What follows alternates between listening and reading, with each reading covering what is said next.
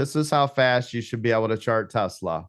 We're looking at all these different key areas, right? Every time it touches a key area. So right here, right here, right here, right there. There's one. There you go.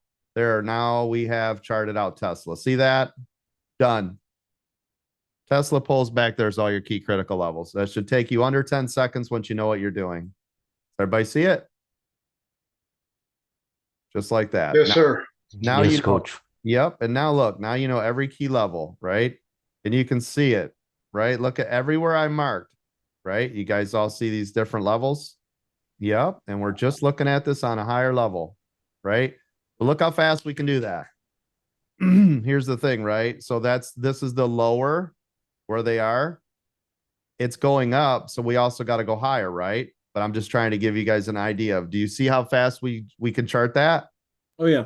Yeah. Now to go to the upside, right? Because now we also need the upside. You got to go farther back. Why? Because we need more data. Here's your upside. There's one. There's one.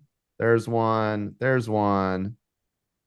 There's one. There's your upside. See it? Done. There you go. There's every channel for Tesla.